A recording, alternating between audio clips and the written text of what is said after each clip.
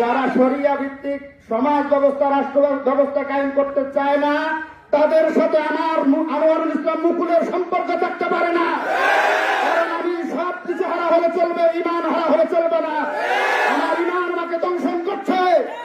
সুতরাং বাতিলের পক্ষে যারা নাম দেবে ইসলাম, কার্যক্রম থাকবে না ইসলাম, তার সাথে আমার সম্পর্ক থাকতে পারে না।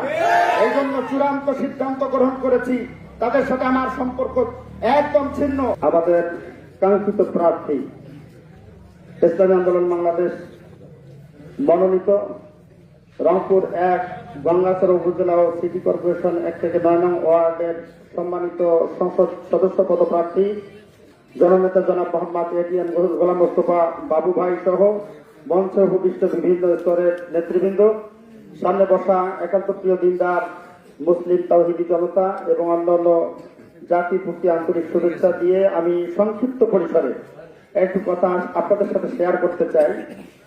আমি গত নির্বাচনে অংশগ্রহণ করেছিলাম, যে নির্বাচনটা অর্থাৎ অপসারণ করা হয়েছে, উপজেলা পরিষদ নির্বাচনের ভাইস চেয়ারম্যান পদে নির্বাচনে অংশগ্রহণ করেছিলাম ব্যক্তিগত উদ্যোগে। কোন দলীয় মনোনয়ন নিয়ে বা দলের সমর্থন নিয়ে নির্বাচন অংশগ্রহণ করি নাই।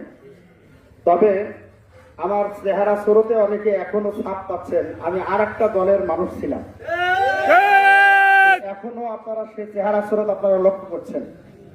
আমি ছাত্র সংগঠনের, সেই সংগঠনের আমি উপজেলার সভাপতি ছিলাম। আমি নাম নিয়ে তাদেরকে খাটো করতে চাই না। আমি মনে করেছিলাম, যদিও বা ব্যক্তিগত উদ্যোগে নির্বাচনে অংশগ্রহণ করেছি, আমি মনে হয় তাদের ভালোবাসা কিছুটা পাবো। আমি সম্পূর্ণরূপে মাঠে এসে দেখলাম চিত্র ভিন্ন। আমি ব্যক্তিগতভাবে পীর সাহেব চরমনাই অর্থাৎ ইসলামী আন্দোলন বাংলাদেশকে সেইভাবে আসলে গুরুত্ব দিতাম না বা ওইভাবে পছন্দ করতাম না। পরে নির্বাচনের মাঠে এসে দেখলাম যে যাদের আমি বিরুদ্ধে ছিলাম সেই মানুষগুলো আমার জন্য বুক আগায় দিল, আমার জন্য গণসংযোগ করলো, ভোট করলো, তেনারা সর্বোচ্চ উদারতার পরিচয় দিল। তখনই আমার জ্ঞানের পরিধি খোলা শুরু হলো। আসলে যাদেরকে আমি দূরে রেখেছিলাম তারা আমার আপন, আর যাদেরকে কাছে রেখেছিলাম তারা আমার দূরে। তখনই সিদ্ধান্ত গ্রহণ করলাম, যদি হক কোন সংগঠন থাকে তাহলে এটাই মনে হয় হবে। শুরু হলো আমার যাত্রা, শুরু হলো আমার ইসলামী আন্দোলন বাংলাদেশকে অবজারভেশন করা, শুরু হলো আমি বাংলাদেশ ইসলামী আন্দোলন বাংলাদেশকে একটু যাচাই করা শুরু করলাম। সেই সুবাদে ইউনুস ভাই আমার বাজান আছেন, আনিসুর রহমান আমার সভাপতি সাহেব, তাদের দাওয়াতে আমি পীর সাহেব চরমনাইয়ের দরবারে গেলাম। গত মাহফিলে গিয়ে এক এক করে প্রত্যেকটা স্তর আমি ঘুরে ঘুরে যেখানে দেখলাম, যে আমি আগে জানছিলাম যে সেরেক বেদাত মনে হয় এখানে আছে, কিন্তু বাস্তব চোখ দিয়ে দেখলাম যে আসলে সেরেক বেদাতের কোনো চিহ্ন আমি খুঁজে পাই না। আলহামদুলিল্লাহ, আমি শৈশব কাল থেকে হুজুর, রেডিমেড কোনো হুজুর না। আমি ডাবল কামিল পাস করেছি, অনার্স মাস্টার্স করেছি, এদিকে যদিও দাওরা ফারেক করার সুযোগ হয়নি, তবে কিছু দূর পড়াশোনা করেছি। সর্বোচ্চ আমি ক্লাস 1 থেকে ইন্টারমিডিয়েট পর্যন্ত এক রোলের স্টুডেন্ট। একেবারেই যে বুঝি না বিষয়টা এমন না, একদম মেধাহীন না এটাও যেমন সত্য, একদম মেধাবীও না এটাও তেমন সত্য। আমি বেশি দাবিও করব না, তবে হক আর বাতিল নির্ণয় করার একটু মাপকাঠি আল্লাহ হয়তো আমাকে দিয়েছেন আমি মনে করি। সম্মানিত উপস্থিতি, যাই হোক, আমি তাদের সাথে ছিলাম দীর্ঘদিন পথ চলেছি, কিন্তু বাস্তবতা হলো কি, আমার আন্দোলন হবে নিঃসন্দেহে আল্লাহ তাআলার সন্তুষ্টির জন্য। আচ্ছা, যেই সংগঠন করব, যেই সংগঠনের জন্য 2 টাকা খরচ করব, যেই সংগঠনের জন্য আমি কথা বলবো, আজীবন আমি বক্তৃতার জগতের একজন মানুষ, আজীবন দিন কায়েমের কথা বলেছি, আজীবন আল্লাহর জমিনে আল্লাহর হুকুমত কায়েমের কথা বলেছি। এই ছোট্ট জীবনে আজীবন আমি কোরআনের সমাজ প্রতিষ্ঠার কথা বলেছি, আন্দোলনের কথা বলেছি, সামনে থেকে নেতৃত্ব দিয়েছি।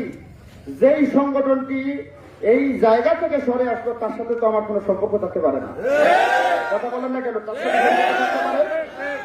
সে যদি আমার বাবাও হয় তার সাথে আমার সম্পর্ক নাই। একদিকে ইব্রাহিম, অপরদিকে তার বাবা আজর। বাবার বিরুদ্ধে ইব্রাহিম দাঁড়ায় নাই, এটা আমার ইমানের দাবি। এটা আমার কিসের দাবি? ইমানের দাবি। আমি সব হারা হলে চলবে, ইমান হারা হলে চলবে না।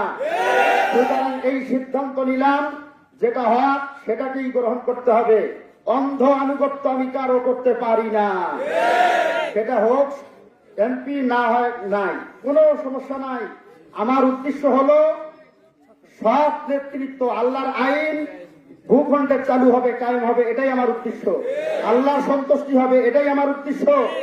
যারা আন আকিমুদ্দিন শব্দটি লোগো থেকে উত্তোলন করে দিতে পারে, তুলে দিতে পারে, তাদের সাথে ইসলামের সম্পর্ক আর থাকতে পারে না। আজ এবং স্লোগান দিয়ে আসছে আল্লাহর আইন চাই, সৎ লোকের শাসন চাই, এখন আছে? একজন নেতার মুখে এই স্লোগান আমরা পাই না।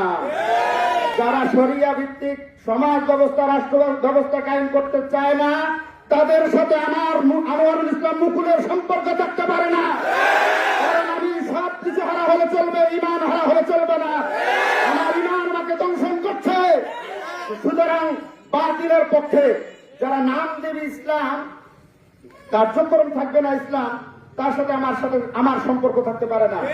এই জন্য চূড়ান্ত সিদ্ধান্ত গ্রহণ করেছি, তাদের সাথে আমার সম্পর্ক একদম ছিন্ন। বিশ্বাস করুন, আমি আজও এখানেই দাঁড়িয়ে কথা বলছি, ইসলামী আন্দোলন বাংলাদেশের মঞ্চে দাঁড়িয়ে কথা বলছি। এই জায়গা থেকে যদি ইসলামী আন্দোলন বাংলাদেশও সরিয়ে দাঁড়ায়, আল্লাহর কসম সবার আগে এই জায়গা থেকে আমি সর্বপ্রথম সরিয়ে যাব। আপনারা যাবেন না? সুতরাং ইসলাম এর সাথে সম্পর্ক যাদের থাকবে, তাদের সাথে আমাদের মুসলমানদের সম্পর্ক থাকবে। সব মিলিয়ে আমি আপনাদের করজোরে অনুরোধ করছি, অন্ধ হয়ে যায়েন না, ইমান হারা হয়ে যায়েন না। এমপি হওয়া বড় কথা নয়, পার্লামেন্টে যাওয়া বড় কথা নয়। আল্লাহর জমিনে আল্লাহর দ্বীন কায়েমের আন্দোলন করতে করতে যদি মরে যাই, তাহলে আল্লাহ তাআলা আমাদের সাথ দেবেন। বরং আমরা সংসদে গেলাম কি গেলাম না, এই জন্য আল্লাহ তাআলা আমাদের প্রশ্ন করবেন না। কথা বলেন ঠিক আছে? আল্লাহ রাব্বুল আলামিন আমাদের সকলকে এই কথাগুলো বুঝে অন্ধ অনুগত্য থেকে বিরত থেকে আমাদেরকে হকের পক্ষে আসবার তৌফিক দান করুন। এতটুকু